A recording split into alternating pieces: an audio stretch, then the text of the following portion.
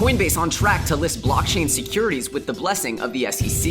VeChain looks towards a public offering. Thailand to pilot a central bank digital currency. Software giant SAP turns to blockchain. Crypto business accounts are now a thing in Switzerland. Goldman Sachs-backed Circle looks to acquire a banking license. Investment firm VanEck hopes to launch a Bitcoin ETF. Waltonchain enters South Korea. VeChain establishes a wine and liquor alliance in Shanghai. Brave eclipses 2.7 million users. And in a first of its kind, an Andy Warhol will be sold on the blockchain. Things are looking extremely bullish today. We've got all your headlines mixed with some daily market analysis. I'm Elio Trades, and your FUD TV Daily Update starts now.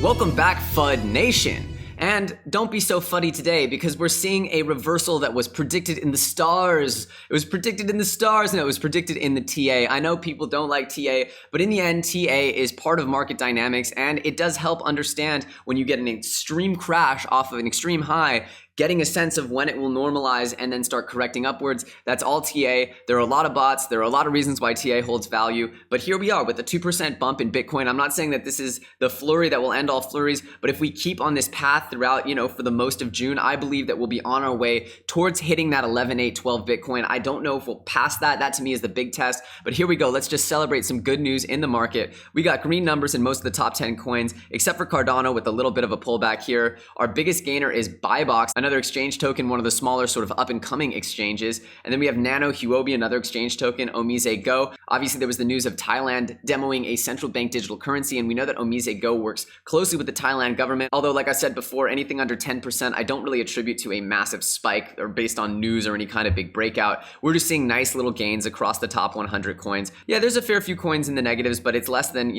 20, maybe barely more than 10. So not a bad day. And what I thought was pretty interesting was to see a little bit of a dump from Polymath because of all the news about securities tokens listings, which we'll get to in just a second. And just like yesterday, I'd questioned whether Polymath is actually a securities token or a registered security, or whether it's actually an unlicensed security that wants to trade securities on its platform. I know that just sounded like a mouthful, but as we cover these next few stories, you'll start to understand that the securities tokens are going to become a huge deal, but I don't think it's going to be that easy to start trading them in a very legit way. You're going to need to be getting permission from the SEC, do a lot of disclosures, and there are a couple companies that are really aiming at that. And we saw that the SEC's announcement yesterday really triggered a lot of news on the side of specifically Coinbase. So let's get to that news because it's very important. So just today, we got the news that Coinbase has acquired Keystone Capital Group, which is a licensed broker of securities. And what that means is that Coinbase is now trying to set themselves up as a licensed broker of security tokens. And they're looking to do this in the full disclosure with the full support of the SEC. Of course, this is going to be a critical definer of whether projects make it into that spot of fully legitimate, out in the daylight, no questions asked type investments like we feel like we've been making through Coinbase when we buy Bitcoin and Ethereum. The reality is that the SEC is just starting now to sort of formulate how they're going to regulate this industry. And Coinbase is certainly looking to be a leader in offering legitimate, approved securities trading. So this is extremely bullish for Coinbase. It's extremely bullish for the industry because it shows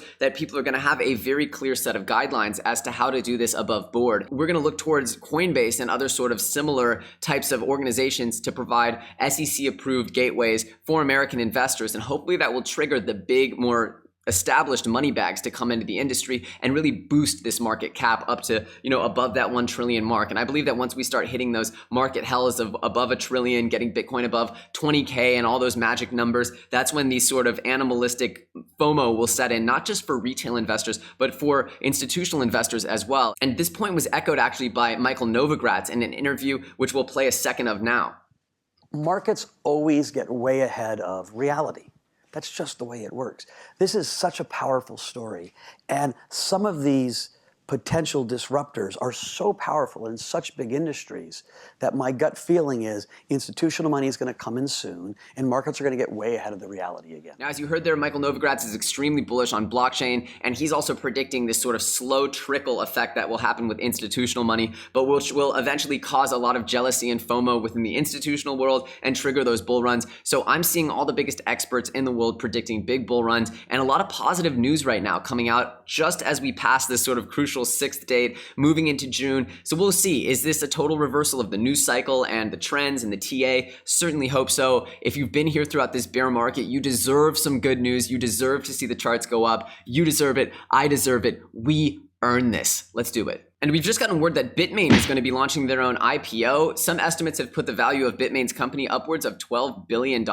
Obviously, there was a rival that has just done an IPO called Canaan, also in China, or Hong Kong rather. And so this is definitely a competition thing. They're trying to bring a lot of liquidity in. We always know that VeChain's plotting the next biggest move. It's kind of surprising that they didn't do an ICO, but this is regardless a very bullish sign, and it shows that VeChain's going to open themselves up and allow for the public to all benefit from their growth collectively. We'll see how this plays out, and we'll definitely keep you updated, as Jihan Wu and VeChain are huge power brokers in this industry. And in very bullish news about adoption, we have word that the Thailand government is going to be piloting a central bank digital currency. Obviously, there's not a ton to report here. We know that they're going to be looking into it. At the same time, we also know that OMG, Omise Go, has an incredibly close relationship with the Thai government. So that might be the case that they're listed on OMG compatible platforms or whatever. There might be some collaboration there. I'm not so sure. That hasn't been confirmed by any of these news reports. Again, bullish signs from another big country looking to implement cryptocurrencies. And we've just gotten word that multinational SAP has launched a blockchain as a service platform they're calling Leonardo.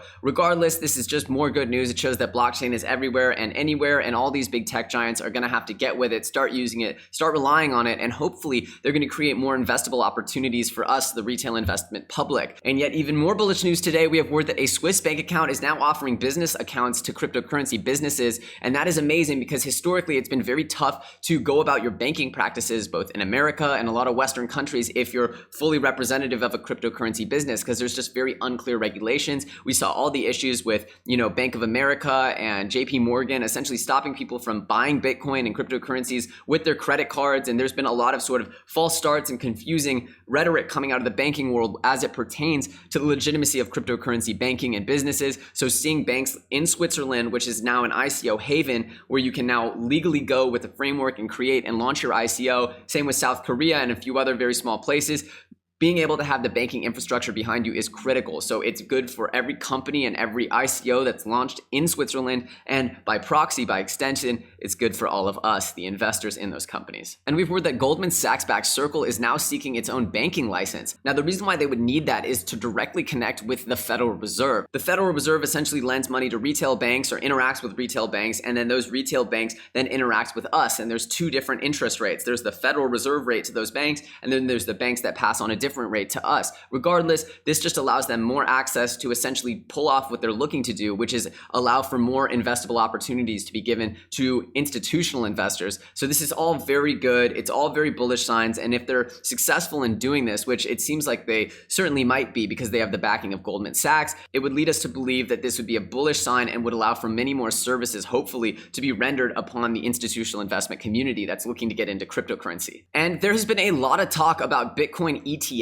And there's a company called VanEck that wants to launch a Bitcoin ETF. They're hoping that the SEC blesses them with their approval. And obviously, if that happens, that would be very bullish. There's been a lot of predictions. A lot of people are talking about what it would mean if there is an ETF in America for cryptocurrencies and Bitcoin, especially for retail or institutional investors rather, and how they could then just invest in these crypto baskets, if you will. To be honest, it's unclear how this is all going to play out, but regardless, if this gets approved, it could only be good things for cryptocurrency and Bitcoin. And we've just gotten word that Waltonchain is going to be entering into the South Korean market. In their Medium article, they explain, "We are delighted to announce that Walton Blockchain Institute, a nonprofit foundation officially approved by the Ministry of Science and ICT of South Korea, will officially be launched on June 8th at 4 p.m. Korea time. The Walton Blockchain Institute will cultivate a new generation of blockchain developers by fostering a blockchain-related educational environment specializing in systems development and application." I know what all you are thinking, which is, how does this impact Icon? And I just want you guys to realize that there is going to be a ton of competition all over the world. And just because you're the first mover and the biggest player in a certain region doesn't mean you will have zero competition. This is a pretty obvious move from a neighbor, a big Chinese blockchain, a leading Chinese blockchain, just to be establishing a more of an infrastructure play. They have a ministry here, they have an institute. It's not like they're coming in and trying to snake the Samsung partnership, but you can see that they're cultivating in South Korea a very strong cryptocurrency and blockchain economy. Pretty much in my mind, it solidifies South Korea as one of the blockchain hubs of the entire world. I don't think this takes away in any way from what Icon's doing. In fact, it might add to it. And Sunny Lu & Co. will be spearheading the Shanghai Wine and Liquor Blockchain Alliance to essentially track mid to high-end wines from producer to retailer to customer. It's the full realization of VeChain's dream. And there's just a lot in this article. It's not surprising at all because we know that VeChain had its sights targeted on designer products and liquors and wines and fine products like that. So this is just more of of the same from VeChain, but just to check it out, it looks like it's going to be a huge leap forward. The alliance is also tasked with creating the flagship Shanghai liquor traceability system for the first China International Import Expo. This flagship traceability system will be used initially by over 500 retail stores across Shanghai. This is just more of the same. VeChain only does it one way, big time. Keep your eyes on VeChain, a lot going on with this project. And a big shout out to Brave, the basic attention token, and the Brave browser. Of course, Brendan Eich over at Brave and their whole team, the creator of JavaScript, co-founder of Mozilla, very bullish on this project. They've now eclipsed 2.7 million users. So big shouts out to Brave, creating a product adoption piece by piece, paying out users for just browsing the internet, doing what they normally would do. This is the kind of product adoption that we need. And I'm very bullish on this project, very excited for what we see out of it in the future. Just want to give a little round of applause to the Brave team for accomplishing a very phenomenal goal. So good job on pushing forward cryptocurrency, blockchain, and hopefully creating a use case that really ushers in a new era of product adoption. And we have word that Ambrosis has joined the Swiss Food Research Group. Swiss Food Research is the leading network in Switzerland that connects cutting-edge scientific and innovation projects to the largest agricultural supply chains in the country. This is what you want from a supply chain management blockchain, exactly what you heard from Origin Trail being connected with the Vietnamese sort of economy. I don't know if this is on that level, but it's definitely a very critical partnership. I'm a big fan of Ambrosis, specifically their chip making technology I think is pretty unique. I think they have some sensors that are pretty cool, some biotech sensors. But other than that, I'm just bullish on supply chain cryptos, and I think this is a great announcement. There are a lot of great supply chain cryptocurrencies, and we will continue to cover them. So even if we didn't cover your favorite supply chain crypto yet, put it in the comments below, and we'll definitely pay attention to it as we do an update on the whole supply chain industry going forward. And pop art legend Andy Warhol has made history by being one of the first noteworthy pieces of art to be sold on the blockchain through a tokenized system. It's just more product adoption, more people doing what they need to be doing by tracking the validity and provenance of artwork. I've seen a few different art projects. I don't know if you need your own blockchain to do this, but you do need to track provenance and legitimacy on the blockchain. And I think that this does resolve some of the questions with art forgery, which is apparently a big deal. So Andy Warhol, one of my favorite artists, plowing forward, making history, very exciting stuff. Shout out to Andy Warhol. May he rest in peace. It's a bullish day. What can we say? We waited for it. You expected it. We're here at the end of the episode, which means you are the real FUD Nation, and that means you're the ones who are going to benefit from this t-shirt giveaway. That's right, we're doing a random giveaway, so comment below and you could win your very own Satoshi box tee. And I'll tell you what, if you want to get a different tee from our website, fudclothing.com, you can actually even pick it, even though I think you might like the box tee. Anyway, just comment below, let us know what you thought about this episode, let us know if you're excited for the bull run. We all been through the bear trend together. Hopefully this is the end of the bearishness. Enter the bull. We're all ready for it. Obviously, if you enjoyed this episode and you're not subscribed to this channel, we encourage you to hit that subscribe button and of course hit that bell notification so you're made aware whenever we put out new content. Obviously, hit us in the comments. Let's keep chatting, and sharing is caring, so don't be afraid to share that broadcast. I'm Elio Trades, you're watching FUD TV, and I'll see you very soon on the next episode.